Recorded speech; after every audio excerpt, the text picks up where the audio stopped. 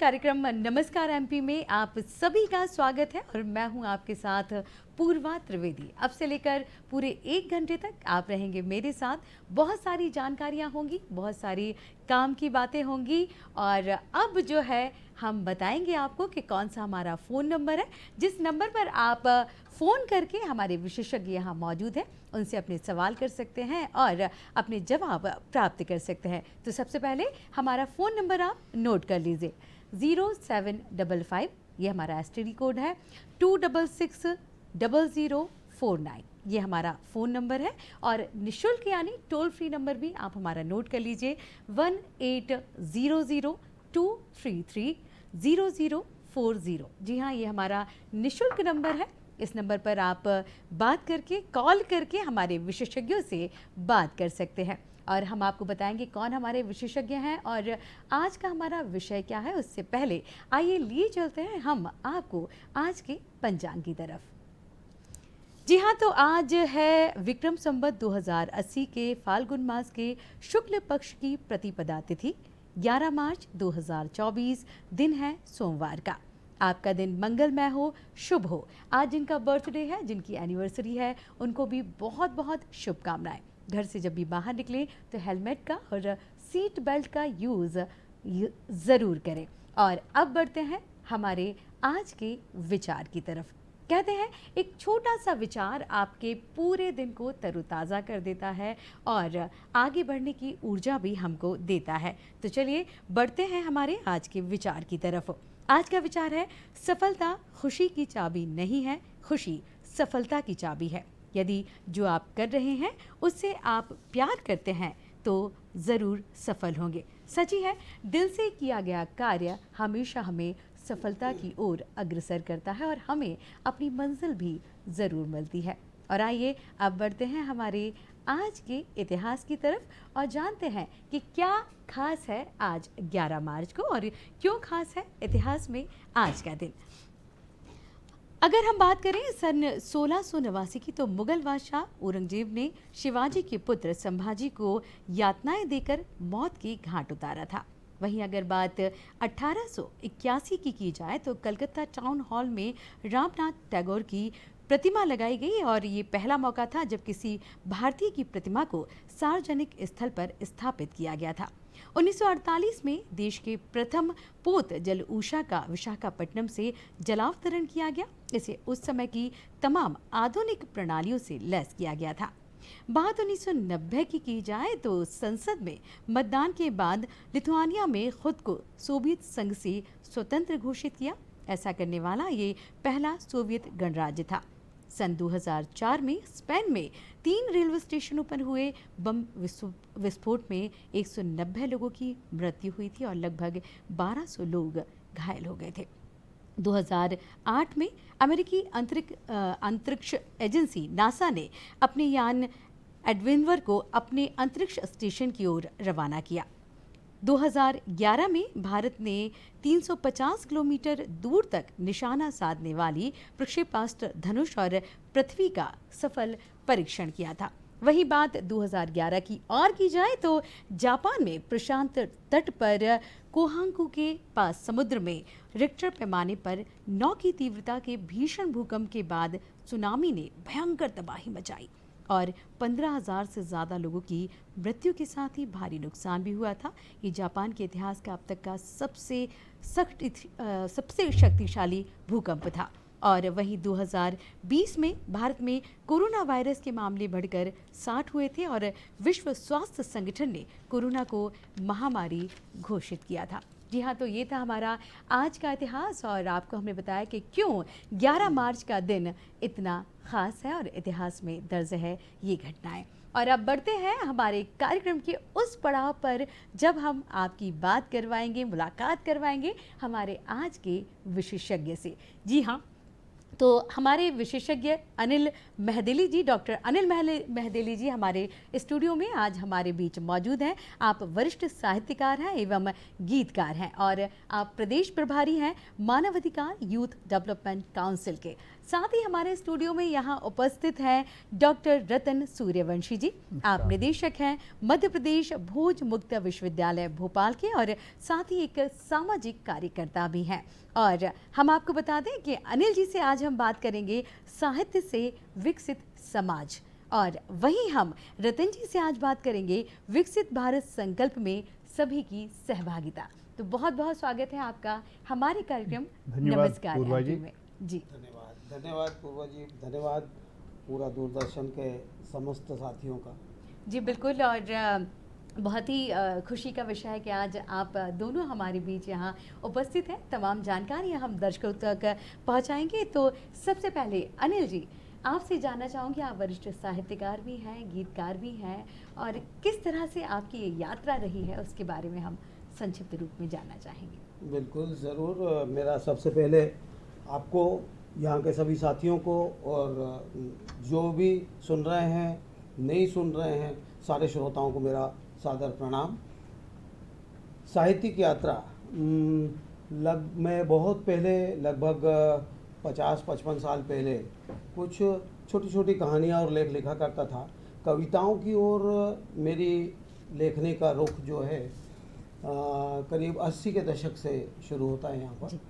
और सामान्य रूप से मैंने गज़लें लिखना शुरू किया था 1980 के दशक से, और उसका दौर चलता रहा। कुछ आध्यात्मिक गीत लिखने का भी मौका मिला मुझे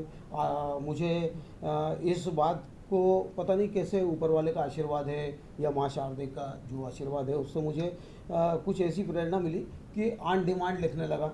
तो लोगों ने कुछ आध्यात्मिक गीत लिखवाया, कुछ भजन लिखवाए, कुछ राजनीतिक परिवेश से रिलेटेड जो बहुत सारी अच्छी चीज़ें यहाँ होती रहती हैं। हमने देखा आज जो हम विकसित भारत में बैठे हैं, यकीनन वो किसी के बहुत सारे किए हुए अच्छे प्रयासों का परिणाम होता है। बिल्कुल है ना जी। तो और लेखनी का एक उत्तरदायित्व होता है कि जो काम कर रहा है उसके कामों की मतलब बढ़िया, जो उसने अच्छा किया है, जब उसको प्रोत्साहन मिलता है तो उसको और अच्छा काम करने की प्रेरणा मिलती है। और यकीन मानिएगा कि लेखनी का एकमात्र उच्च धर्म मानता हूँ मैं कि वो उनके साथ साथ रह करके और बूस्टर का और ऊर्जा का काम करती रहे। तो वही छोटा सा काम किया। और सबसे ज़्यादा ज़रूरी होती किसी भी विकास में 2 चीज़ें बहुत आवश्यक मानता हूँ मैं। एक तो हमारे संस्कार, और दूसरा हमारे मन में जो पावनता भरी रहती है। ये 2 चीज़ें बहुत आवश्यक मानता हूँ अपने विकास के लिए, जो यकीनन मैं अपनी कविताओं के माध्यम से देता रहा हूँ। और आज मुझे गर्व है इस बात का कि मैं आज जिस पोजीशन के हिंदुस्तान में बैठा हूँ, वो हिंदुस्तान सच में बहुत सारे लोगों की, बहुत सारे शहीदों के बलिदान का, बहुत सारे प्रयास करने वाले लोगों का, बहुत सारा अच्छा सोचने वाले लोगों का, उनके विचारों का, उनके श्रम का परिणाम है जो आज मैं यहाँ बैठ के आप सब लोगों के सामने मतलब सबके सामने प्रस्तुत डॉक्टर साहब, आपने बहुत अच्छी बात कही है, निश्चित रूप से। और रतन सर, आपसे भी जानना चाहूँगी, 100 से ज़्यादा आपके जो लेक्चर हैं वो यूट्यूब पर हैं। मानव अधिकार आयोग से आप जुड़े हुए हैं, कई संस्थाओं से आप जुड़े हुए हैं, और 36 वर्षों का आपका शैक्षिक अनुभव भी रहा हुआ है। तो सबके बारे में हम जानना चाहेंगे। नमस्कार, दूरदर्शन के सभी दर्शकों का मैं हार्दिक स्वागत करता हूँ, अभिनंदन करता हूँ। पूर्वा जी, आपको बहुत बहुत धन्यवाद। एक्चुअली वैसे तो मैं वाणिज्य का विद्यार्थी हूँ, कॉमर्स का स्टूडेंट हूँ, लेकिन साहित्य और भाषा के प्रति मेरी प्रारंभ से ही रुचि रही है। मैंने एमकॉम करने के बाद तत्काल बैंकिंग सर्विस को ज्वाइन किया और देना बैंक में मेरा सिलेक्शन हुआ, लेकिन मेरी मूल रुचि केवल और केवल प्रोफेसर बनने में थी। और इसीलिए मैंने इसको एक मिशन के रूप में लिया, क्योंकि इसमें अपने दायित्वों के साथ साथ सामाजिक दायित्वों के संबंध में भी कार्य करने का एक अनुभूति होती है, और सामाजिक कार्यों को करने का भी एक अवसर प्राप्त होता है, जबकि बैंकिंग की सेवा में यह दुर्लभ था। तो इसीलिए इसको ऑप्ट किया हमने। और सामाजिक दायित्व का बोध चूँकि हमारे पारिवारिक संस्कारों में था, हमारे पिताजी भी थे, हमारे बड़े भाई भी थे, वो सभी लोग, पूरा परिवार सामाजिक कार्यों में रत रहता था। इससे मुझे प्रेरणा मिली कि हमारा समाज के प्रति, जिस समाज में हम जन्म लेते हैं उसके प्रति भी हमारा कोई दायित्व होता है। ये सोच करके मैं बचपन से ही सामाजिक कार्यों के प्रति जागरूक रहा और ये प्रयास करता रहा कि मैं अपने जो कर्तव्य हैं उनके साथ साथ मैं सामाजिक दायित्वों की भी पूर्ति कर सकूं। निश्चित रूप से ये ईश्वर की कृपा और आप लोगों की शुभकामनाएं रही हैं कि मैं इसमें सफल रहा हूं। मैंने 1986 में कॉलेजिएट एजुकेशन मध्य प्रदेश उच्च शिक्षा को ज्वाइन किया और उसके बाद फिर मैं 88 से 90 तक फिर बैंकिंग सेवा में भी रहा, लेकिन 90 से अब तक मैं निरंतर मध्य प्रदेश शासन उच्च शिक्षा विभाग के अंतर्गत अपनी सेवाएं दे रहा हूं। और मेरे पास शैक्षणिक अनुभव के साथ साथ प्रशासनिक अनुभव भी है। और सबसे बड़ी बात यह है कि मैंने शैक्षिक कार्यों के साथ साथ जो सामाजिक कार्य भी किए और सामाजिक कार्यों के साथ साथ मैंने विभिन्न प्रकार के प्रशिक्षणों में स्टेट लेवल के जो मास्टर ट्रेनर की होती है उसकी भूमिका निभाई है। जैसे 1999 से मैं निरंतर सभी प्रकार के निर्वाचन जो कार्य होते हैं उनमें अग्रणी प्रशिक्षक के रूप में रहा हूं, एक जिम्मेदार अधिकारी के रूप में कार्य करता रहा हूं। 25 वर्ष का दशक। और सबसे इसमें विशेष उल्लेखनीय बात मैं ये करना चाहूँगा कि हमारे लिए बहुत गर्व की बात है, गौरव की बात है कि हमारे देश का जो भारत निर्वाचन आयोग है और भारत सरकार है निरंतर इस बात के प्रयास करती रही कि चुनावों में सुधार हो। और इसी के परिप्रेक्ष्य में ईवीएम को लाया गया, इलेक्ट्रॉनिक वोटिंग मशीन। और चूंकि बात प्रसंग की आई है तो मैं ये चर्चा करना चाहूँगा आपसे। और आगामी कुछ दिनों बाद निर्वाचन भी संपन्न होने जा रहा है। मैंने लगभग 1.25 से 1.5 लाख जो ईवीएम्स हैं उन पर हैंड्स ऑन किया है और लोगों को प्रशिक्षण दिया है। एक भी मशीन में ये डिफेक्ट नहीं पाया कि कोई मतदाता एक्स को वोट देना चाहता और वो जेड को पहुंच जाए। ये एक भी मशीन में ऐसी त्रुटि रहित मशीनें अपने यहाँ तैयार की गई हैं। इसको न तो वही हाईजैक कर सकता है न इसमें किसी प्रकार की, ये बहुत बड़ी उपलब्धि है। और इसके बावजूद भी भारत निर्वाचन आयोग ने इन शंकाओं का समाधान करने के लिए भी कि ऐसा होता था तो वीवीपैट को भी जोड़ दिया, जिसमें हम ये देख सकते हैं कि हमने जिस उम्मीदवार के पक्ष में या जिस दल के पक्ष में मतदान किया है मतदान उसी को सुनिश्चित हुआ है कि नहीं। तो ये एक चर्चा थी। तो प्रशिक्षण का कार्य किया। तो इसमें इसके अलावा लोक सेवा गारंटी अधिनियम मध्य प्रदेश सरकार द्वारा जो सुशासन के बनाए रखने के लिए सुशासन के दृष्टिकोण से लाया गया उसमें भी मैं प्रशिक्षक रहा और आरटीआई में भी प्रशिक्षक रहा और बहुत सारी चीज़ों में मैं ट्रेनर्स रहा हूँ। शैक्षिक कार्यों की भी ट्रेनिंग दी है। तो ट्रेनिंग के साथ साथ फिर सामाजिक उत्तरदायित्व तो मुझे जिला प्रशासन दतिया द्वारा 10 वर्षों के लिए 10-12 वर्षों के लिए मध्य प्रदेश मानव अधिकार आयोग का आयोग मित्र और जिला संयोजन की योजना से जोड़ा गया। मैंने उसमें रहते हुए विभिन्न प्रकार के जागरूकता कार्यक्रमों का आयोजन किया। जैसे भ्रूण हत्या वाली बात थी, बेटी बचाओ, ये अभियान जो था हमारे प्रदेश में जो अनुपात लिंगानुपात भेद कर रहा था, बहुत डिफर हो रहा था, उसके लिए भी हम लोगों ने जागरूकता प्रोग्राम चलाए। इसके साथ ही आरटी शिक्षा का अधिकार, क्योंकि हम विकसित भारत की कल्पना तब तक नहीं कर सकते जब तक कि हमारा समाज पूरी तरह से शिक्षित न हो, दूसरों की चीजों को भी समझने की क्षमता न रखता हो। तो इस प्रकार से उस माध्यम से शिक्षित करने के माध्यम से तो जो प्रयास हम लोगों ने विभिन्न प्रकार की योजनाओं के माध्यम से, शासन की योजनाओं के माध्यम से, ट्रेनिंग देने के माध्यम से किए, तो विकसित भारत के लिए शिक्षित होना हमारे लिए पहली अनिवार्यता थी। तो उस दिशा में भी तो निरंतर जो भारत सरकार के प्रयास हैं और जो हमारे लिए सौभाग्य की बात है कि हम आपने जिस टॉपिक की बात शुरू की उस टॉपिक पर हमको आना ज़्यादा आवश्यक है। तो वो टॉपिक है विकसित भारत में हमारी सहभागिता। हमारे माननीय प्रधानमंत्री जी ने हमारे लिए 2047 को टारगेट किया है कि हमारा देश जब आज़ादी की 100वीं वर्षगांठ मना रहा होगा उस टाइम हम विकसित भारत हों और विश्व का प्रतिनिधित्व करें, विश्व के सिरमौर हों। और ये हमारे लिए सौभाग्य की बात है कि विश्व की आशा की किरण भी भारत ही है, क्योंकि वसुधैव कुटुंबकम का भाव अगर कहीं रहा है तो हमारे देश में रहा है। इसीलिए मैं बार बार ये बात दोहराता हूँ कि हो जन्म दोबारा तो भारत वतन मिले। सही कहा आपने, पूरे देश में हमारा भारत ही ऐसा है जिसे हम माँ कहकर संबोधित करते हैं। जी। और ये केवल कहने की बात नहीं है। ताजा एग्जाम्पल, जो ताजा सबसे ज्वलंत उदाहरण है वो है कोरोना महामारी, जिसमें हमारे देश के प्रधानमंत्री जी के नेतृत्व में वैज्ञानिकों ने जो वैक्सीनेशन पूरे संसार को दिया वो मामूली बात नहीं है। It's not a child's play. वो कोई हंसी मजाक का खेल नहीं था। पूरी दुनिया डरी हुई थी, अपने घर से निकलना अपराध बन गया था। ऐसी स्थिति में विश्व को हिम्मत बनाए रखना, तो इस प्रकार से विकसित भारत की जो रोड मैप तैयार कर दिया है ना, वो हमारी सरकारों ने कर दिया है। अब उस रोड मैप में हमारी सहभागिता सुनिश्चित होना जरूरी है। इसीलिए हमारे माननीय प्रधानमंत्री जी कहते हैं जब हम एक स्टेप लेते हैं तो 1.5 अरब स्टेप उठ जाते हैं। सही कहा। क्योंकि हर नागरिक जी में ये भाव होता है, जुनून होता है कि हम अपने देश के लिए कुछ करें। अब उसको खाद पानी देने की आवश्यकता जरूर होती है, वो हमारी सरकारें कर रही हैं। बिल्कुल विकसित और भारत, जी थैंक जी, यू। इस हम विषय को निरंतर रखेंगे जी, क्योंकि जी। विकसित भारत की बात चल रही है और जी। साहित्यकार जी अनिल जी हमारे बीच में उपस्थित हैं। तो अनिल जी, हम चाहेंगे कोई इस तरह की कविता आप हम सबको सुनाएं। जी बिल्कुल, यकीनन मुझे भी अच्छा लगेगा। पहले शुरुआत करता हूँ मैं अपने 2 छोटी छोटी लाइनों से जी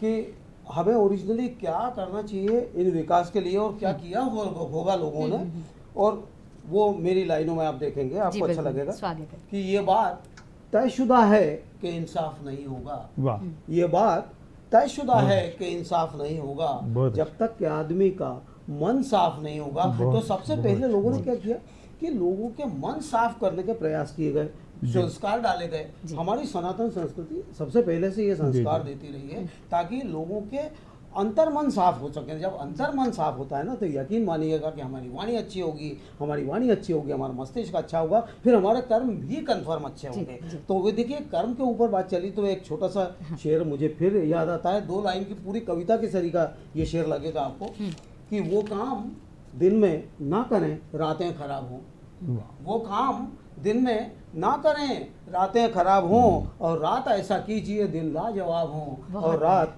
ऐसा कीजिए दिन लाजवाब हों। और ये सब जो हमारे यहाँ संस्कारगत शुरुआत से दी जाने वाले बच्चों को मतलब जो बहुत सारी चीज़ें सिखाई जाती हैं, छोटी छोटी कहानियाँ पढ़ना, उनको वैदिक कहानियों से अवगत कराना, इन सब चीज़ों से संस्कार डेवलप होते हैं। और संस्कार डेवलप होने के बाद एक्चुअली उसमें किस तरह के परिवर्तन आते हैं देखिएगा। जी मैं अपने ऊपर से बताता हूँ कि पराये को अपना बनाने की तासीर रखता हूँ।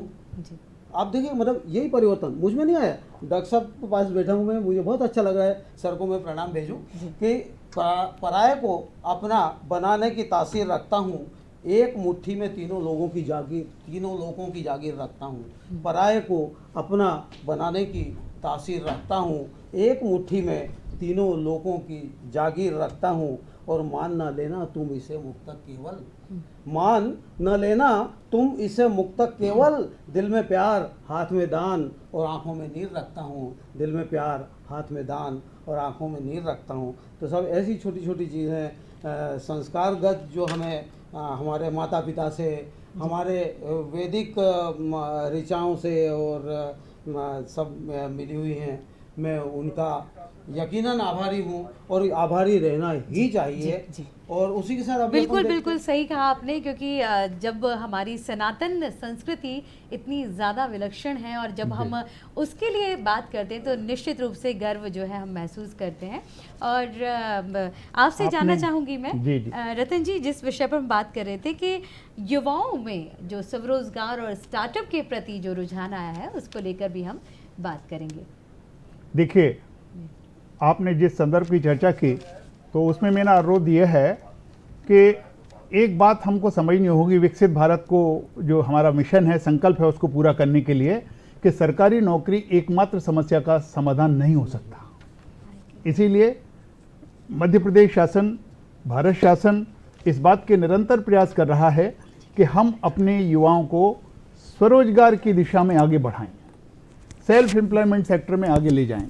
और इसके लिए स्टार्टअप और इंक्यूबेशन सेंटर्स वगैरह का जो गवर्नमेंट द्वारा प्रयास किए जा रहे हैं, वो निश्चित रूप से युवाओं में आकर्षण का केंद्र भी बन रहे हैं और युवा स्किल डेवलपमेंट के लिए आगे आ रहे हैं। और स्किल डेवलपमेंट का मतलब ये होता है कि एक दिन के लिए भी बेरोजगार की स्थिति में न रहना। बिल्कुल बिल्कुल। और जो आपने डॉक्टर साहब ने बात की मन वाली, तो इसमें हमारे जो माननीय प्रधानमंत्री जी अटल बिहारी वाजपेयी जी थे।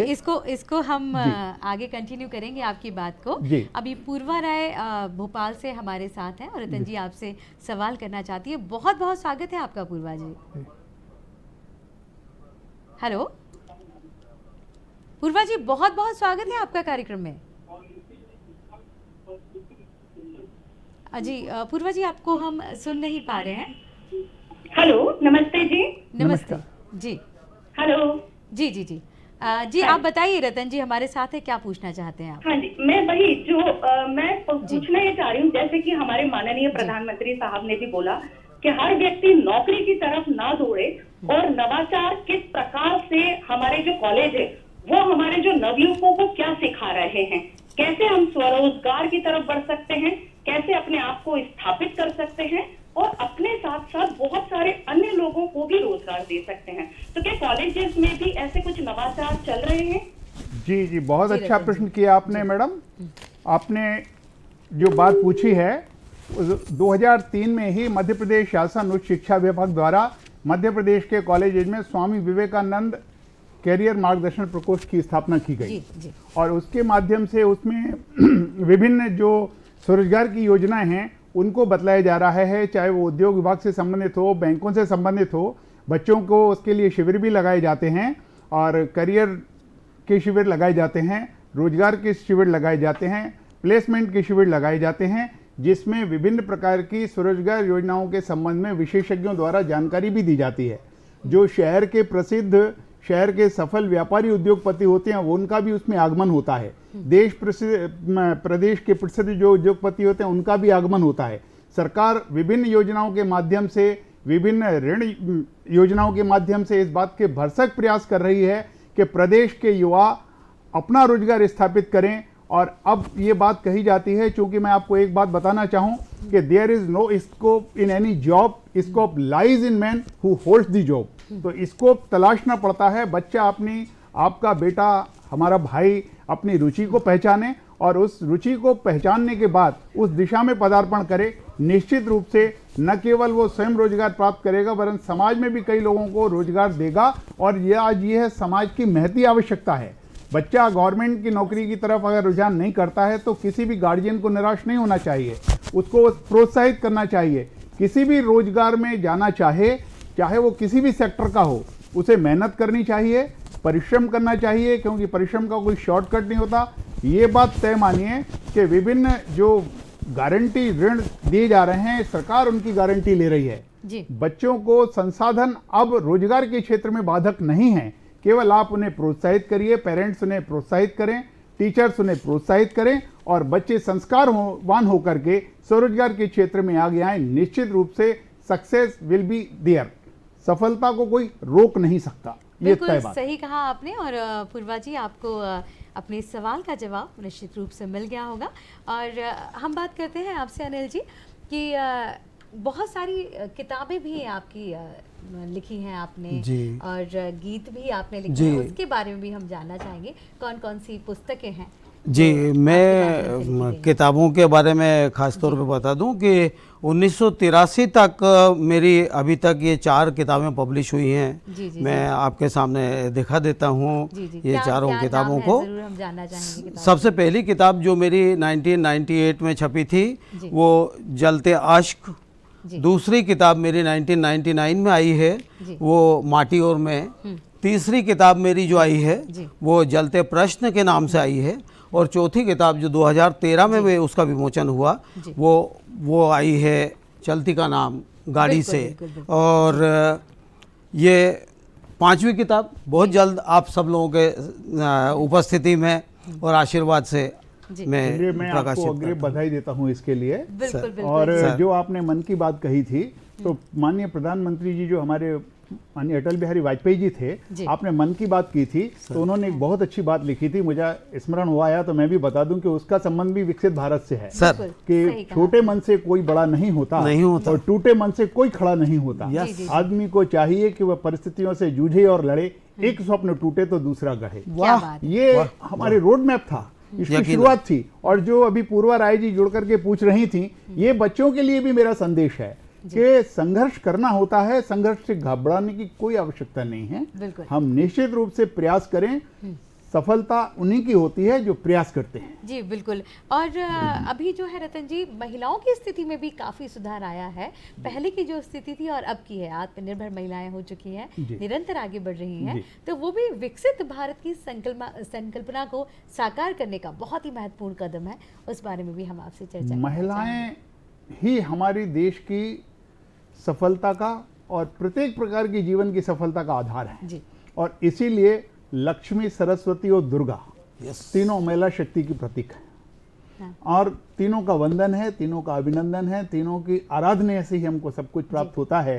स्व सहायता समूह देखिए आज भारत में महिलाओं का कहां पर ले जा रहे हैं, और हमारे देश के प्रधानमंत्री जी ने यह पूरा प्रयास किया है, जो ग्रामीण क्षेत्र में या शहरी क्षेत्र में आवास दिए जा रहे हैं उनमें 70% महिलाओं के नाम ही हैं, वो प्रत्यक्ष या अप्रत्यक्ष रूप से, या तो उन्हीं के नाम आवास किए जा रहे हैं या फिर वो किसी न किसी रूप में संयुक्त परिवार की सदस्य होने के नाते वो उसकी स्वामिनी बन गई हैं। बिल्कुल सही बात है, हम अपनी बात को निरंतर जारी रखेंगे। जी। अभी प्रदीप साहू जी हमारे साथ हैं और आपसे बात करना चाहते हैं रतन जी। तो प्रदीप जी बहुत बहुत स्वागत है आपका हमारे कार्यक्रम में।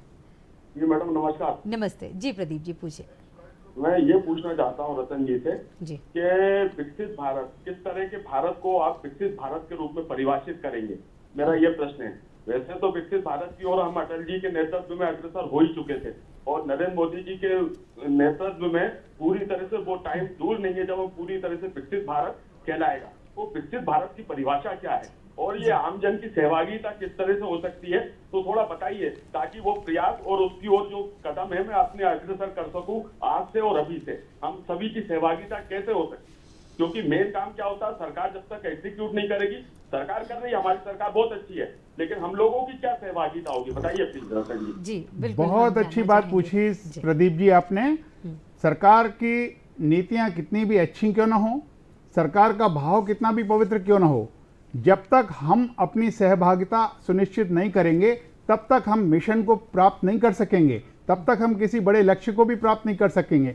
और उसके लिए बहुत पहले यह आवश्यक है कि हम नेशन फर्स्ट के कॉन्सेप्ट को अपना लें। बिल्कुल राष्ट्र सर्वोपरि। जब राष्ट्र सर्वोपरि की बात होगी तो ये तय मानिए कि कोई भी समस्या हमारे सामने समस्या के रूप में रह नहीं जाएगी। दूसरी बात यह है कि हम सेल्फ सेंटर्ड न बने। हम समाज के प्रति, जहां हमने जन्म लिया है, जो समाज हमको निरंतर कुछ न कुछ प्रदान कर रहा है, वो हम उस समाज के प्रति भी अपना दायित्वबोध मन से रखें, पूरे मनोयोग से रखें।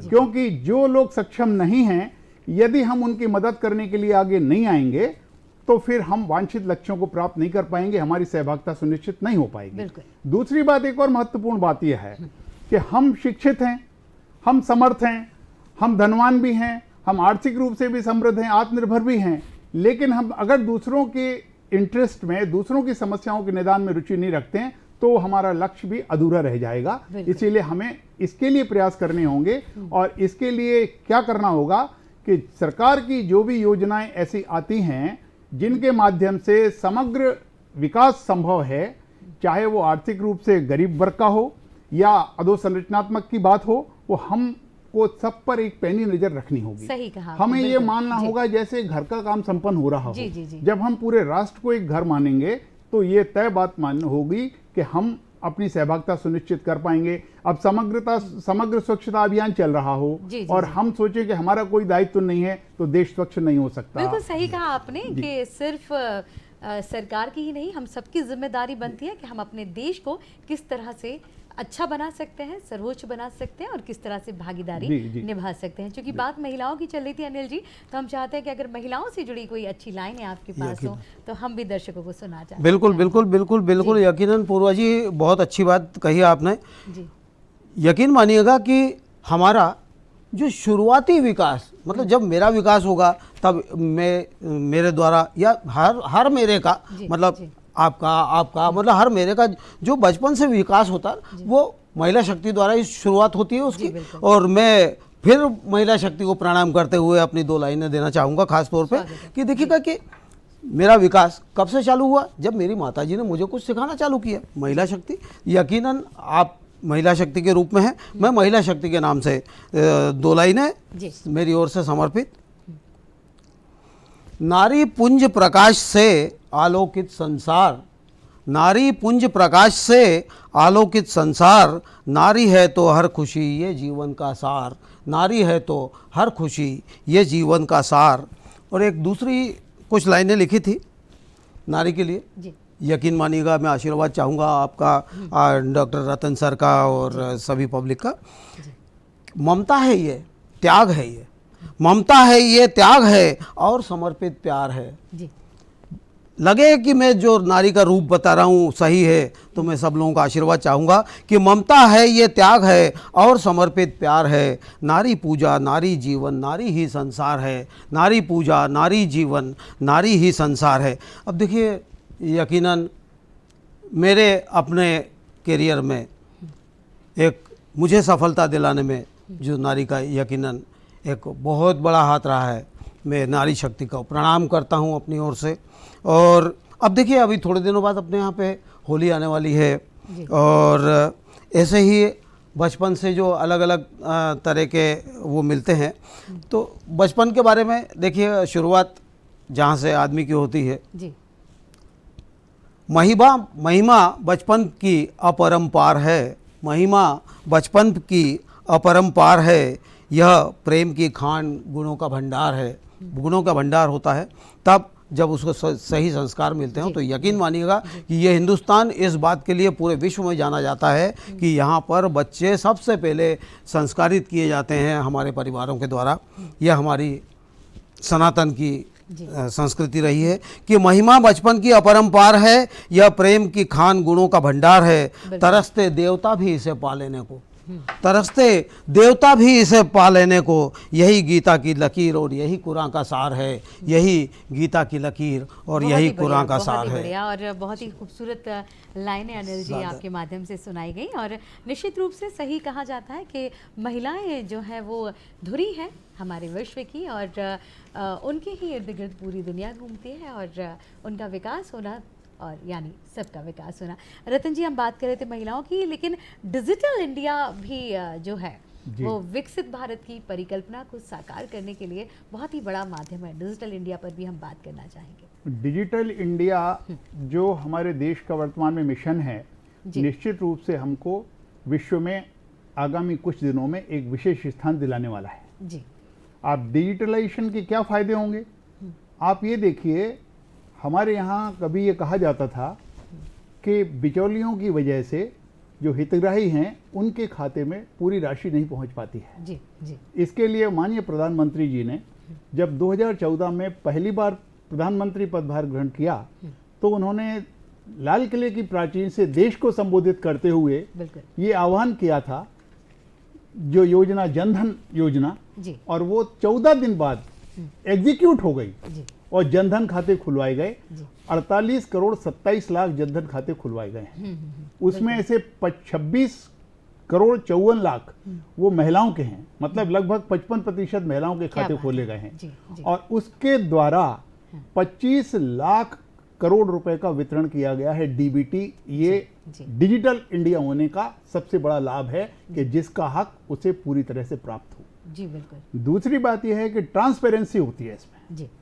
ट्रांसपेरेंसी के साथ करप्शन पर रोक लगती है, भ्रष्टाचार पर रोक लगती है, और कोई भी पीछे जाकर के बैक डेट्स में किसी प्रकार की कार्रवाई नहीं कर सकता। ये सबसे अच्छी बात है। और डिजिटल होने से नैतिक मूल्यों का भी विकास होगा। जी। डिजिटल होने से रोजगार के क्षेत्रों में वृद्धि होगी। जी बिल्कुल। आज हम देखते हैं कि चाहे सब्जी वाले हों, चाहे छोटे छोटे व्यापारी हों, लेकिन सभी के पास यूपीआई जो है वो उपलब्ध रहता है, और डिजिटल मोड में ही वो हमेशा पेमेंट लेना पसंद करते हैं। तो डिजिटल इंडिया एक बहुत बड़ा माध्यम है। ये अकल्पित था जी। हम भारत में ये सोच भी नहीं सकते थे जी, जी, जी। कि जिसकी कुल पूंजी 500 रुपए है वो भी व्यापार इस प्रकार के डिवाइसेस के माध्यम से बिल्कुल यूपीआई के माध्यम से कर रहा है। निश्चित रूप से ये हमारे लिए अभी किसी के लिए कष्टकर भी हो सकता है, लेकिन हमारे देश को अच्छी दिशा में ले जाने का काम ये डिजिटलाइजेशन के माध्यम से अवश्य पूरा होगा। बच्चों को आप देखिए, कोविड के बाद पूरी तरह से पढ़ाई का पैटर्न बदल गया है। जी जी बिल्कुल। ऑनलाइन एजुकेशन का इंपॉर्टेंस बढ़ता जा रहा है, ऑनलाइन ट्रेडिंग का महत्व बढ़ता जा रहा है। ई कॉमर्स जो बहुत छोटा होता था उसका दायरा काफी विस्तार ले रहा है। और आज आप देखिए, छोटी सी बस्ती में, छोटी सी कॉलोनी में भी आप जाइए तो ऑनलाइन ऑर्डर के लिए सप्लायर्स कितने ज्यादा पहुंच जाते हैं। तो ये सारी चीजें कैसे हो गई हैं, ये सारी की सारी चीजें डिजिटलाइजेशन के कारण हुई हैं, और आगे भी ऐसी चीजें आने वाली हैं डिजिटलाइजेशन के माध्यम से जब हम अपना मतदान घर बैठ करके करेंगे, अपनी मनपसंद जगह से करेंगे, जी, जी, जी। बहुत बहुत सारी बढ़िया। चीजों जी, की और विजन। अभी अभी ये हुआ भी है, जो हमारे बुजुर्ग हैं या बीमार व्यक्ति थे उनको हुआ घर है, जाकर जी। उनका मतदान उनका लिया गया और You're right, चुनाव में हुआ है। 80% 80 वर्ष से ज्यादा जिनकी आयु जी, है जी। और उनके लिए ऐच्छिक किया गया है। जी। ऐसा नहीं है हाँ। कि कोई 80 साल का बुजुर्ग है या उससे बड़ा और मतदान केंद्र तक जाना चाहता है जी। तो वो जा सकता है, जा लेकिन ये ऑप्शनल किया गया जी। और उनसे घर जाकर के मतदान करवाया गया। तो ऐसी अनेकों चीजें जिसके बारे में अभी हमारी कल्पना भी नहीं है वो साकार होने जा रही हैं। बिल्कुल आप सही आज कहा आपने। आप चंद्रयान देखिए हमारा, हाँ। कहाँ हम पहुंच रहे हैं, सूर्ययान देखिए। तो इस प्रकार से जी। विज्ञान जो है, विज्ञान आपको बहुत, मैं एक चीज याद दिला दूं, माननीय अटल बिहारी वाजपेयी जी ने एक चीज जोड़ी थी, जय जवान जय किसान हमारे लाल बहादुर शास्त्री जी ने दिया। Yes। और उन्होंने फिर एक चीज और जोड़ दी अटल जी ने, जय विज्ञान। जी। क्योंकि बिल्कुल। जय विज्ञान मतलब टेक्नोलॉजी, सही कहा आपने। और हम जी। पूरे विश्व का नेतृत्व भी इस माध्यम से करने जा रहे हैं। जी, तो आधुनिक जो है समाज है वो डिजिटल होता जा रहा है और हम इस और भी भारत के कदम निरंतर बढ़ते जा रहे जी, हैं। जी, और जी, कहीं ना निश्चित। कहीं शिक्षित भारत भी जो है, जो अभी जागरूकता आ रही है शिक्षा को लेकर, जी। नई शिक्षा नीति भी में भी बदलाव किया गया, उसके बारे में भी हम आपसे जानना चाहेंगे। 34 वर्ष के बाद जी 1986 में एक शिक्षा नीति लाई गई थी और हम बहुत दिनों से सुनते थे कि शिक्षा का जो है उन्मुखीकरण कैसे किया जाना चाहिए, व्यवसाय की ओर। शिक्षा को व्यावसायिक बना जाना चाहिए ताकि एक सरकारी नौकरी का जो मोह है उसको छोड़ करके जी। हमारे बच्चे प्रोफेशनल एजुकेशन की ओर जा सकें बिल्कुल। और स्वयं को ग्लोबलाइज कर सकें, पूरे संसार में स्थापित हो सकें। जी, जी। लेकिन पूरे मनोयोग से प्रयास नहीं हुए। 1986 के बाद 34 वर्ष बाद 2020 में माननीय प्रधानमंत्री जी के नेतृत्व में राष्ट्रीय शिक्षा नीति 2020 लाई गई है। और इसमें सबसे महत्वपूर्ण बात यही है कि इसमें मातृभाषा पर भी जोर है जी और इसमें स्किल डेवलपमेंट पर जोर दिया गया है। और इसके साथ ही इसमें एक चीज और महत्वपूर्ण है, जी आपको ध्यान होगा, पहले कोई बच्चा यदि फर्स्ट ईयर का एग्जाम पास कर ले कॉलेज में जाकर के जी। और फिर वो उसकी एजुकेशन किसी प्रकार से किसी वजह से ड्रॉप आउट हो जाए Drop वो, out हो जाए, तो उसका 1 साल की मेहनत बेकार हो जाती थी। जी, अब ऐसा नहीं है। अब बिल्कुल नहीं। अगर 1 वर्ष की वो शिक्षा पूर्ण करके किसी कारण से ड्रॉप आउट होता है जी। तो उसे सर्टिफिकेट, जी, बहुत सारे सकारात्मक जो है बदलाव नई शिक्षा नीति में किए जी गए। जी, और जी। 2 साल बाद करता है तो डिप्लोमा, और 3 साल बाद करता है तो डिग्री है ही है स्नातक क्या की, बात है। और 4 साल में उसको ग्रेजुएट विद रिसर्च डिग्री प्रदान किए जाने का उसमें प्रावधान है। जी, जी। और जैसे जैसे कुछ दिन बीतते जाएंगे, राष्ट्रीय शिक्षा नीति मैं समझ रहा हूँ क्रांतिकारी, परिवर्तनकारी, युवाओं की महत्वाकांक्षाओं को पूरी करने वाली और इसके साथ ही संस्कृति का भी विकास करने वाली होगी। क्योंकि हम आर्थिक रूप से उन्नत हो जाएं, जी भौतिक रूप से समृद्ध हो जाएं, लेकिन अगर हम नैतिक रूप से उन्नत नहीं हो पाते हैं, संस्कारों में उन्नत नहीं हो पाते हैं, तो हमारी सारी उन्नतियां, सारी प्रगति की जो हमारे फेजेज हैं, जी। चरण हैं, वो धरे रह जाएंगे। इसीलिए एक साथ विरासत और विकास जी दोनों के मध्य समन्वय यदि कोई स्थापित करेगा तो वो भी हमारी राष्ट्रीय शिक्षा नीति। बिल्कुल सही कहा आपने। और शिक्षित समाज ही जो है विकास की मुख्य धारा से जोड़ता है हमको। अनिल जी, हम आपसे बात करना चाहेंगे कि आप एक गीतकार भी हैं और आपने ब्रह्मा कुमारी संस्थान के लिए भी बहुत अच्छा गीत लिखा है जो मिलियंस में अभी जिसके जी। व्यूज गए हैं, उसके बारे में हम आपसे जानना चाहेंगे। बिल्कुल, यकीनन मैं आध्यात्म की ओर आता हूँ। यकीन मानिएगा कि हमारे उत्थान की जो बीज और बल्कि सबसे पहली अवस्था होती है वो हमारे आध्यात्म से और हमारे परिवार से शुरू होती जी। है। तो अभी थोड़े दिन पहले मेरे पास ऑन डिमांड ये ब्रह्मा कुमारी इसका एक गीत लिखने के लिए आया था और मैं वो सौभाग्यशाली हूँ जिसने ये गीत लिखा और वो आज 150 देशों में करीब करीब सुना जाने लायक वो रिलीज़ हो चुका है। ब्रह्मा कुमारी से रिलीज़ हुआ।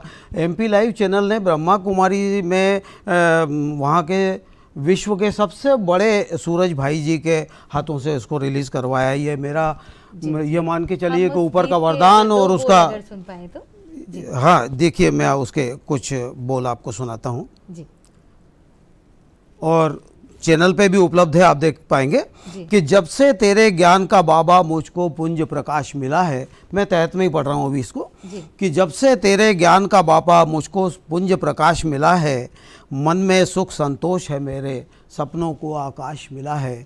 मन में सुख संतोष है मेरे, सपनों को आकाश मिला है। अगला देखेंगे कि नश्वर माटी की काया है, नश्वर माटी की काया है, छोड़ के आत्मा सब माया है। नश्वर माटी की काया है, छोड़ के आत्मा सब माया है।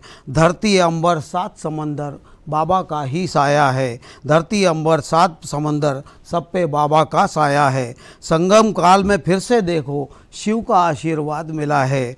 जब से तेरे ज्ञान का बाबा मुझको पुंज प्रकाश मिला है। मन में सुख संतोष है मेरे, सपनों को आकाश मिला है। ऐसे ही अभी थोड़े दिन पहले अपन ने देखा था कि अध्यात्म पे ही आए हैं, तो मेरा मन किया कि अभी 22 जनवरी को अपन ने देखा कि माननीय प्रधानमंत्री नरेंद्र मोदी जी ने जो राम मंदिर का प्राण प्रतिष्ठा की है। राम जी की, जी।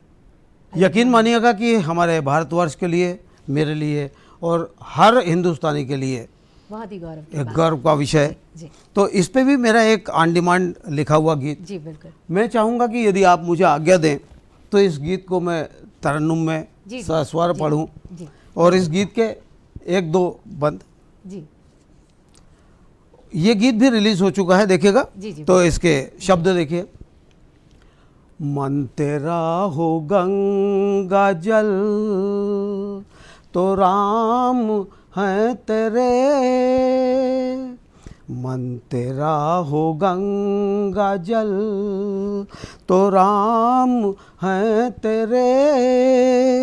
और सेवा की भावना हो प्रबल, तो राम है क्या बात, तेरे। मन तेरा हो गंगा जल। इसका बंद देखिएगा। जी इंसानियत की तू यदि पहचान बन सके,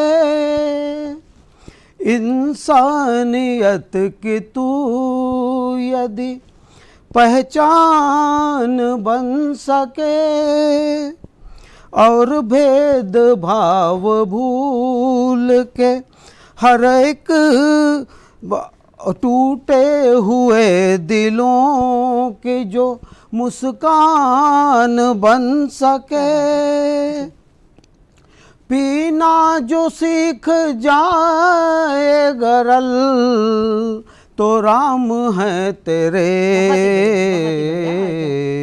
मन तेरा हो गंगा जल। इसका एक बंद और मैं आशीर्वाद चाहूँगा, खास तौर पे ये मैं थोड़ी सी गलती से दूसरी लाइन पहले पढ़ गया था जी बिल्कुल। कि माता पिता गुरु पे जो राम जी ने जो किया उसके आदर्शों का मैं यहाँ बखान करने का धृष्टता कर रहा हूँ, ये मान लीजिए मेरा सौभाग्य। माता पिता गुरु पे जो खुशियाँ निसार दे, और भेद भाव भूल के हर एक को प्यार दे, कर्मों की झील का हो कंवल, तो राम है तेरे। मन तेरा हो गंग। जय श्री राम। बहुत ही बढ़िया अनिल जी, और बहुत बहुत शुभकामनाएं आपको। इसी तरह से निरंतर आप प्रगति करते हैं, आपके गीत जन जन तक पहुंचते रहें। और एक इसी बारे में एक छोटी सी चीज़ बोलना चाहूँगा कि मेरी इन किताबों को और मेरी इन साहित्यिक कार्यों को महाराष्ट्र के 6वें क्लास के सिलेबस में मेरी एक पोएम चलती है। बहुत ही बढ़िया। 2010 से, यस 2010 से चलती है। साथ ही मेरी इन किताबों में से पिछली 3 किताबों का जीवाजी यूनिवर्सिटी में डॉक्टर मंजुलता आर्या जी ने इसको पीएचडी में अपने शोध कार्य में उपयोग किया है। मेरी इन किताबों का ये मेरे लिए माँ शारदे का आशीर्वाद और आप सब लोगों का वो मानूंगा, स्नेह और आशीष मानूंगा मैं इसको। ऐसे ही मेरी इन किताबों के लिए परम माननीय राष्ट्रपति महोदय का, परम माननीय अटल जी के मेरे पास 4 पत्र इन किताबों के लिए आए हुए हैं। ऐसे ही राज्यपाल मध्य प्रदेश शासन डॉक्टर भाई महावीर आदि के भी बहुत सारे पत्र मेरे पास इस पे प्राप्त हुए हैं। ये मेरे लिए यकीनन सौभाग्य का विषय है। बहुत ही कमाल किया और बहुत ही अच्छा लिखते हैं आप, और हम सबके लिए भी गौरवान्वित करने वाली बात है। रतन जी, बात चल रही है आध्यात्म की। इस समय युवा और हमारा भारत देश जो है आध्यात्म की तरफ भी बहुत रुख कर रहा है और जन जन के मन में आध्यात्म को लेकर भी बहुत पॉजिटिविटी आई है, उस बारे में भी हम बात देखिए, करना चाहेंगे। अध्यात्म तो हमारे डीएनए में है। जी भारतीय सर। संस्कृति और हिंदू दर्शन यही एक ऐसा संदेश हम सबको देता है, पूरी मानवता को देता है कि वसुंधैव कुटुंबकम का भाव रखते हुए हमारी संस्कृति, हमारे संस्कार, हमारा विजन ही ये कहता है जी। कि हे पूर्ण परमात्मा, पावन हो जीवात्मा, विश्व बने धर्मात्मा, सुखी रहे सब। क्या वाह बात वाह। जी ये अध्यात्म है। और अध्यात्म के बिना यदि आज अध्यात्म का विकास न हो और हम आध्यात्मिक न हो तो हमको स्कूल कॉलेज खोलने की आवश्यकता नहीं पड़ेगी, जी पागल खाने खोलने की आवश्यकता पड़ जाएगी। अध्यात्म का तो विकास हमें निरंतर करना ही है। और इसके लिए मुझे यह कहते हुए बहुत अच्छा लग रहा है कि भारत सरकार ने ये प्रयास किया है और भारत सरकार ने ये घोषणा भी की है। अभी जो बजट आया था, अंतरिम बजट, और जो आगे बजट आएगा उसमें अध्यात्म पर फोकस किया जाने वाला है, अध्यात्म पर्यटन। और अध्यात्म पर्यटन जब होगा, बहुत अब आप बढ़िया। देखिएगा, मैं आपको बता रहा हूं कि जो 22 जनवरी को हमारे देश में एक क्रांतिकारी घटना हुई है, ऐतिहासिक घटना हुई इतिहास है, रचा गया प्राण है। प्रतिष्ठा की। केवल आज आप देखिएगा हमारे देश की अर्थव्यवस्था विश्व की 5वीं बड़ी अर्थव्यवस्था जी है। जी और लेकिन आगामी 5 वर्षों में हम तीसरी बड़ी अर्थव्यवस्था बनने वाले हैं। जी जी और उसमें सबसे बड़ा अगर किसी का रोल होगा तो अध्यात्म का ही होगा। अध्यात्म का होगा। अध्यात्म पर्यटन इतना विकसित होने वाला है जी। और यह हमें गौरवान्वित और प्रसन्नता इसीलिए दे रहा है कि हमारे लिए आजकल भौतिक समृद्धि तो सब कुछ है, जी लेकिन अगर हमारी संस्कृति और संस्कारों वाली बात नहीं होगी, जी। नैतिक मूल्यों का उन्नयन नहीं होगा, नैतिक मूल्यों को हम क्षरण होने से नहीं रोक पाएंगे, तो हमारी प्रगति किसी काम की नहीं रह सही जाएगी। कहा, इसीलिए सही कहा। अध्यात्म का जो पर्यटन होगा, जी। अध्यात्म के प्रति अगर रुझान आपको दिखाई पड़ रहा है जी। और अगर समाज में व्याप्त हो गया है, जी। तो हमको खुश होना चाहिए कि हमारे लिए अच्छे दिन आने वाले हैं। बिल्कुल सही और कहा। हमारे लिए अच्छे दिन आएंगे तो वैश्विक अच्छे दिन हो जाएंगे, जी, क्योंकि जी। हम Yes. केवल अपने लिए नहीं जीते। जी। जो जिससे मिला सीखा हमने, औरों को भी हमने शरण दी है, जी। औरों की भी हमने मदद की है, औरों को भी हमने संरक्षण दिया है। जी। और इसके लिए जरूरी है कि वो अध्यात्म की शक्ति है जिसने हमारे देश के नागरिकों को, जिसने हम सब लोगों को ये भाव दिया है कि अपने लिए नहीं जीना है, दूसरों के लिए भी जीना है। जी बिल्कुल, कहीं ना कहीं नैतिक मूल्यों का विकास तो अध्यात्म से होता ही है, साथ ही साथ युवाओं का या बच्चों का मानसिक विकास भी निश्चित अध्यात्म रूप से से, निश्चित जुड़ा रूप हुआ है। से। जी देखिए, मैंने पूर्व में ही आपसे ये निवेदन किया कि एक तरफा विकास नहीं हो सकता। जी अगर हम भौतिक विकास करें और हमारी विरासत पिछड़ जाए तो हमारा विकास हमको सही लाभ और आनंद प्रदान देगा। करने वाला बिल्कुल। नहीं होगा। जी। आज आप देखिएगा कि जो पाश्चात्य देश हैं, जो आत्महत्याओं के प्रकरण होते हैं, ये सारी चीजें हमारे देश में जो डेवलप हुई है, पाश्चात्य सभ्यता को हमने अपनाया, जी। इस वजह से हुई। पाश्चात्य सभ्यता की ओर हमारा रुझान हुआ, इसीलिए हुआ। हमारा तो जो मौलिक दर्शन रहा है, ईश्वर में विश्वास वाला रहा है और संस्कारों में विश्वास वाला रहा है, अध्यात्म में विश्वास वाला रहा है। और ऐसी पर्सनालिटी, ऐसा व्यक्तित्व विकसित किया जाना युवाओं का आवश्यक है, जिसमें उनका आध्यात्मिक विकास आवश्यक रूप से हो। और बिल्कुल। इसमें आध्यात्मिक पर्यटन जो है वो निश्चित बिल्कुल रूप सही से कहा बहुत आपने, बड़ा रोल अध्यात्म करेगा। पर्यटन एक बहुत बड़ा रोल बढ़िया करेगा। विषय है और पर्यटन बढ़ने से रोजगार के अवसर भी जो है सृजित निश्चित होते रूप से, हैं। जी। निश्चित रूप से। वो मैंने आपको पूर्व में निवेदन कर दिया पूर्वा जी के ये जो हमारी अर्थव्यवस्था है, जो जब तीसरे पायदान पर आने वाली है विश्व में, जी, जी, तो उसमें जी। हमारे आध्यात्मिक पर्यटन और इन सारी चीजों का बड़ा योगदान होने वाला है। जी, आज आप बिल्कुल। देखिए अयोध्या कितना बड़ा पर्यटन केंद्र बन गया है, बिल्कुल आध्यात्मिक बन गया। पर्यटन केंद्र बन सही गया। कहा। मध्य प्रदेश में चित्रकूट विकसित होने वाला जी, है। जी। और अभी उज्जैन हो गए। 7 ओडिशा मार्च का को भी जीर्णोद्धार। 7 मार्च को माननीय प्रधानमंत्री जी ने आध्यात्मिक क्षेत्रों के लिए विशेष अनुदान राशि जारी की है, विशेष बिल्कुल फंड की। जारी किए हैं। उस सब से ये बहुत हमारे देश के लिए और समग्र रूप से जी। पूरे विश्व की भलाई के लिए ये बहुत आवश्यक है। जी बिल्कुल। और एक और बात निकल के आती है रतन जी इस बीच में कि पहले युवा विदेश की ओर ज़्यादा आकर्षित होते थे रोजगार के लिए जी, और जी। वहाँ जॉब के लिए, लेकिन अब भारत के ही लिए जो है उनको बहुत सारे स्कोप जो है भारत में दिखाई देने लगे हैं और विदेश में गमन भी लोगों का या युवाओं का कम हुआ है। नहीं, हमको तो ऐसा ग्लोबलाइज्ड होना है, जी विकसित होना है कि हम कहीं भी काम करें हमारे जेहन में भारत रहना चाहिए, वाह वाह हमारी आत्मा में भारत रहना चाहिए। वाह। और विश्व का भला करने वाह। के लिए हमारी सरकारें नागरिक पैदा कर रही हैं जी। कि ग्लोबलाइज्ड जो है स्किल डेवलपमेंट का कोर्सेज हो रहे हैं, आप ग्लोबलाइज्ड पर्सनालिटी हो जाइए। जी, जी। जो हमारे देश के जो युवा हैं वो कहीं भी जाएं और खूब काम करें, पूरे विश्व की जो मानवता है उसके लिए काम करें, जी। लेकिन हम भारतीयता को न भूलें। सही कहा। हम अपनी कल्चर, अपनी संस्कृति और अपने संस्कार, अपने विचार, उनको न भूलें। हम श्रवण कुमार भी बने।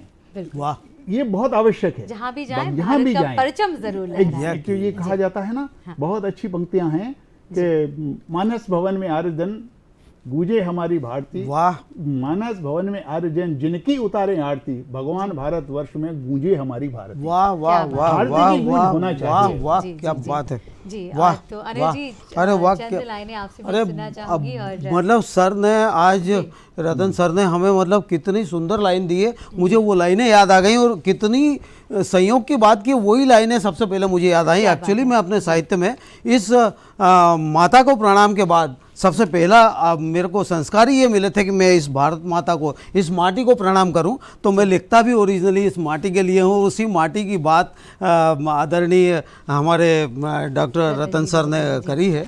और देखिए सौभाग्य मेरा, सुनिएगा जी कि भारतवासी हूँ, मैं क्या कविताएं लिखता हूँ देखिएगा आप, कि भारतवासी हूँ मैं, भारत का वासी हूँ और भारत की जान पहचान मेरी कविता है।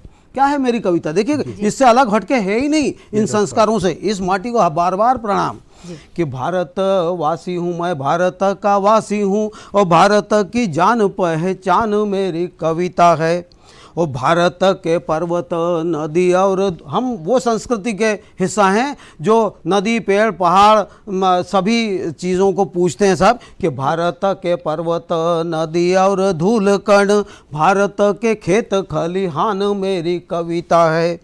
और माँ भवानी मथुरा काशी राम कृष्ण अविनाशी, माँ भवानी मथुरा काशी राम कृष्ण अविनाशी, जैसे पूज्य प्रति सम्मान मेरी कविता है। और राणा शिवा छत्रसाल भगत और आज़ाद, राणा शिवा छत्रसाल भगत और आज़ाद, लक्ष्मीबाई का तो स्वाभिमान मेरी कविता है। लक्ष्मीबाई, अगली इसकी अंतिम लाइनें देखिएगा साहब, लगेगा कि एक एक भारतीय के दिल में ये सब चीज़ें बसती हैं।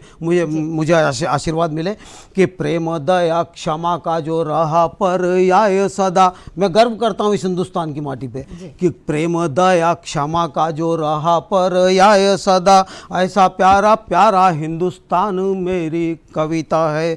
ऐसा प्यारा प्यारा हिंदुस्तान मेरी।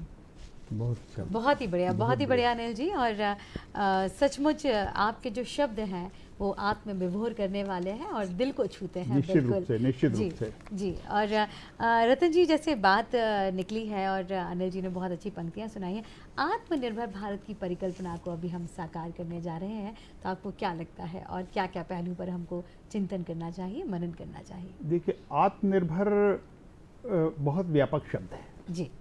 और आत्मनिर्भर अगर हम सामान्य शब्दों में लें कि जब हमको किसी और पर डिपेंड रहने की आवश्यकता न हो तो आत्मनिर्भर। जी। लेकिन हम इसको और ज़्यादा, जैसी हमसे विश्व की अपेक्षा है, हम उसको यूँ करने जा रहे हैं कि संसार के अगर किसी भी मुल्क की, किसी भी व्यक्ति की कोई आकांक्षा अगर हमसे है तो हमें उस दिशा में उतना सक्षम बनना है, वो हम आत्मनिर्भर मानेंगे खुद को। बिल्कुल। कि अब आप बताइएगा, आत्मनिर्भरता के लिए जो प्रयास किए जा रहे हैं उसमें निश्चित रूप से न केवल खाद्यान्न के क्षेत्र में, जी, न केवल हम जो शस्त्र निर्माण हमारी सेना के लिए हो रहे हैं उनके क्षेत्र में, उद्योग के क्षेत्र में, हम बहुत सारे क्षेत्रों में, अब माननीय प्रधानमंत्री जी ने एक ये दिया है 1 जिला 1 उत्पाद। जी बिल्कुल।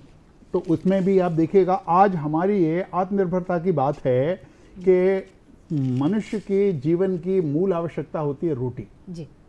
आज हमारे देश में 80 करोड़ परिवारों को खाद्यान्न सुरक्षा प्रदान की गई है भारत सरकार द्वारा, और 1, 2, 3 वर्ष के लिए नहीं, आगामी 5 वर्ष, आगामी 5 बिल्कुल, वर्ष। बिल्कुल। तो ये आत्मनिर्भरता वाली बात है कि अब क्या होगा इससे ये होने वाला है कि जब हमारे देश की विकसित राष्ट्र वाली बात आएगी, 2047 वाली बात आएगी, जी। जब हम शताब्दी वर्ष मना रहे होंगे, जी। तो हमारे जो खाद्यान्न सुरक्षा इनको जो प्रदान की जा रही है, उससे जो उन परिवारों की दूसरे साधनों से आय हो रही जी। है, उससे उनका जीवन अपलिफ्टमेंट की ओर जाएगा, जी जी बिल्कुल बिल्कुल। उच्च स्तरीय होगा। वो अच्छे कपड़े पहन पाएंगे खरीद के, अच्छे से शूज खरीद पाएंगे, उनका लिविंग स्टैंडर्ड, जीवन शैली अच्छी बनेगी, उनके घर में भी वो संसाधन होंगे जो समृद्ध परिवारों में होते हैं। तो इस प्रकार से आप देखिए, हम आत्मनिर्भर और विकसित राष्ट्र की दिशा में आगे बढ़ते जाएंगे। इसी क्रम में दूसरी मूलभूत आवश्यकता अगर कोई होती है व्यक्ति की, तो होती है मकान। मकान हो। आज ग्रामीण क्षेत्र में जी। लीजिए प्रधानमंत्री आवास, चाहे आवास शहरी योजना। क्षेत्र में जी, दीजिए, बिल्कुल, उसमें भी बिल्कुल। 70% महिलाओं के नाम जी, हो रहे हैं मकान। जी जी जी। आज करोड़ों की संख्या में। और दूसरी बात ये ओडीएफ, हमारे देश की विकराल जी समस्या थी। बिल्कुल बिल्कुल, जो आज अब खुले बिल्कुल में शौच खत्म हो पूरी चुकी तरह है। से मुक्ति हो जी, गई है, शौच मुक्त और हमारा लगभग भारत जो हो है 11 करोड़ 27 लाख, बहुत बड़ी 12 उपलब्धि। करोड़ लगभग शौचालयों का निर्माण कराया गया है। जी तो इस प्रकार से कोई क्षेत्र ऐसा नहीं है, चाहे वो अधोसंरचना की बात हो। और भारत में आपको बताऊं, निवेदन करूं आपसे कि भारत आगामी आने वाले 5 से 10 वर्षों में जी मेडिकल का बहुत बड़ा हब बनने जा रहा है। जी बिल्कुल संसार के बहुत सारे देशों के मरीज भारत में इलाज कराने के लिए होंगे। जिस प्रकार से भारत सरकार ने हर जिला मुख्यालय पर मेडिकल कॉलेज स्थापित करने का निर्णय ले लिया है, और एम्स को आप देखिए 8 से बढ़कर के 23 संख्या हो जाना, ये हाँ, ये इस प्रकार से मेडिकल कॉलेज, प्रतिदिन कोई ना कोई मेडिकल कॉलेज लॉन्च होता है, और डॉक्टर्स पूरे विश्व में भारत के डॉक्टर्स छा जाने वाले हैं। जी जी जी आप बिल्कुल। किसी भी कंट्री में आगामी 10 वर्षों में बात करेंगे, भारतीय डॉक्टर्स की चर्चा होगी। जी जी यकीनन। क्योंकि जी हमारे यकीनन। गवर्नमेंट ने ये निर्णय ले लिया है। बिल्कुल रतन जी, बहुत सारी ऐसी बातें हैं, बहुत सारी चीज़ें हैं, और जो विकसित भारत की संकल्पना को साकार करने के लिए ज़रूरी है, और हर छोटी से छोटी बात पर, चीज़ों पर चिंता जाहिर करते हुए काम कर रहे हैं। आप दोनों का हमारे इस कार्यक्रम में आने के लिए बहुत बहुत धन्यवाद। इन तमाम जानकारियों के लिए बहुत बहुत धन्यवाद, और आप सभी का भी इस कार्यक्रम को सुनने के लिए, देखने के लिए बहुत बहुत धन्यवाद। और आप सभी को कार्यक्रम नमस्कार एमपी से नमस्कार।